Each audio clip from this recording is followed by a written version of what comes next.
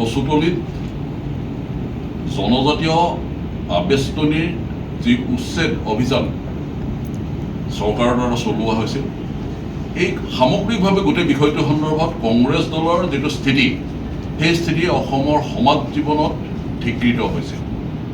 সৰ্বস্তৰতে কংগ্ৰেছ দলে গ্ৰহণ কৰা এই তেওঁলোকৰ যি পদক্ষেপ বা তেওঁলোকৰ বক্তব্য, তেওঁলোকৰ সামগ্ৰিক স্থিতি, ই অসমৰ সমাজ জীৱনে প্ৰত্যাখ্যান কৰিছিলে এই বিষয়টোৰ সন্দৰ্ভত।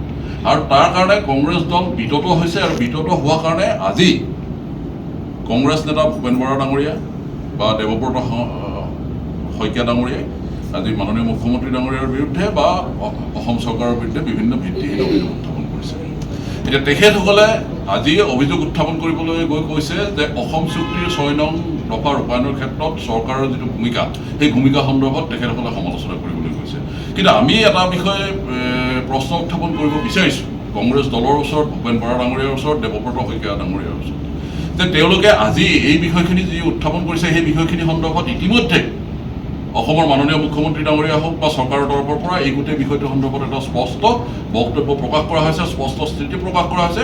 আৰু সেই স্থিতিটো এনেধৰণৰ যে বিপ্লৱ শৰ্মা ডাঙৰীয়াৰ যি প্ৰতিবেদন আছিলে, সেই প্ৰতিবেদনৰ ৬৭টা পৰামৰ্শৱলীৰ ক্ষেত্ৰত ৫৭টা পৰামৰ্শৱলী ৰাজ্য চৰকাৰে আহি থকা ৰঙালী বিহুৰ পূৰ্বেই যিকেইটা বিষয় ৰাজ্য চৰকাৰৰ আওতাৰ ভিতৰত, এই গোটেইকেইটা বিষয় সন্দৰ্ভত সুনিশ্চিত পদক্ষেপ গ্ৰহণ কৰি শ্বেতপত্ৰ পৰ্যন্ত প্ৰকাশ কৰাৰ কথা ৰাজ্য চৰকাৰে প্ৰকাশ কৰিছে, মুখ্যমন্ত্ৰী ডক্টৰ হিমন্ত বিশ্ব শৰ্মা ডাঙৰীয়াই প্ৰকাশ কৰিছে।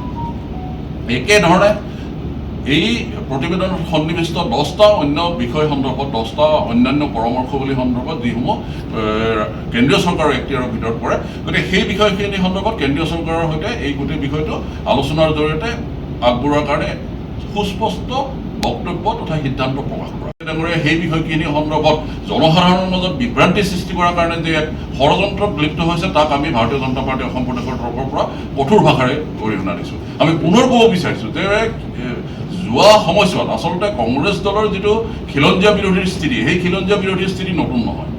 এই ঐতিহাসিক ভাষা আন্দোলনৰ সময়তে হওক, মাধ্যম আন্দোলনৰ সময়তে হওক, অসমৰ সামগ্ৰিকভাৱে খিলঞ্জীয়া জাতি জনগোষ্ঠীৰ ভাষিক, সামাজিক, অৰ্থনৈতিক, ৰাজনৈতিক সুৰক্ষাৰ প্ৰশ্নত যি ঐতিহাসিক অসম আন্দোলন হৈছিলে অসমত, সেই ঐতিহাসিক অসম আন্দোলনৰ সময়তো কংগ্ৰেছ দলে খিলঞ্জীয়াৰ বিৰুদ্ধে স্থিতি গ্ৰহণ কৰিছিলে।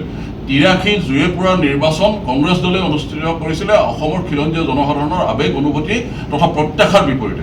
গতিকে কংগ্ৰেছ দলৰ এই ভূমিকাটো নতুন নহয়। সেই ভূমিকাকে আমি বিগত সময়ছোৱাত দেখিলোঁ। অসমৰ জনসাধাৰণে দেখিলে সোণাপুৰৰ কচুতলিত যেতিয়া ট্ৰাইবেল বেল্ট এণ্ড ব্লকৰ ভিতৰত যি অবৈধ বসতি, সেই অবৈধ বসতি উচ্ছেদ কৰাৰ কাৰণে চৰকাৰে কঠোৰ পদক্ষেপ গ্ৰহণ কৰিলে, সেইখিনি সময়ত কংগ্ৰেছ দলে সেই পদক্ষেপৰ পৰিকল্পিতভাৱে তেখেতসকলে কৌশলপূৰ্ণভাৱে বিৰোধিতা কৰিলে। আৰু এই বিৰোধিতা কৰা কাৰ্য অসমৰ জনসাধাৰণৰ ধিক্কাৰ জনালে, আৰু ধিক্কাৰ জনোৱাৰ ফলত কংগ্ৰেছ দলে ত্ৰাহি মধুসূদন কৰিব লগা হ'ল। আৰু তেনেকুৱা এটা প্ৰেক্ষাপটতে তেখেতসকলে আজি অসমৰ জনসাধাৰণৰ মাজত বিভ্ৰান্তি সৃষ্টি কৰাৰ কাৰণে অসম চুক্তিৰ ৬ নং অনুচ্ছেদ যি ৬ নং অনুচ্ছেদ সন্দৰ্ভত, ৬ নং অনুচ্ছেদৰ ৰূপায়ণ সন্দৰ্ভত বিপ্লৱ শৰ্মা আয়োগৰ প্ৰতিবেদনৰ যিসমূহ পৰামৰ্শ, সেই পৰামৰ্শ কাৰ্যকৰীকৰণ সন্দৰ্ভত ইতিমধ্যে চৰকাৰে স্পষ্ট কৰিছে। সেই বিষয়টোৰ সন্দৰ্ভত তেখেতসকলে পুনৰবাৰ বিভ্ৰান্তিৰ সৃষ্টি কৰিব। আমাৰ স্থিতিটো ইতিমধ্যে, আমাৰ স্থিতি মানে ভাৰতীয় জনতা পাৰ্টীৰ আমাৰ স্থিতি, আমি ট্ৰাইবেল বেল্ট এণ্ড ব্লক সুৰক্ষিত হোৱাটো বিচাৰিছোঁ। আৰু তাত যি অবৈধ বেদখল থাকে, সেই অবৈধ বেদখলৰ বিৰুদ্ধে চৰকাৰী ব্যৱস্থা গ্ৰহণ কৰিব বুলি ইতিমধ্যে চৰকাৰীভাৱে প্ৰকাশ কৰিছে।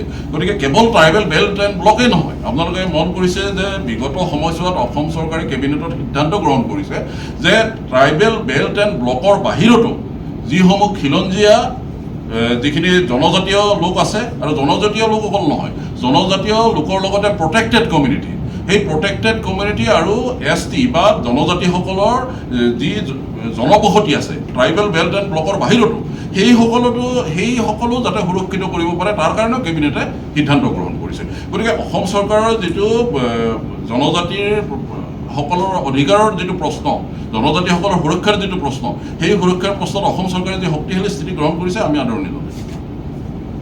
হ'ব, থেংক ইউ।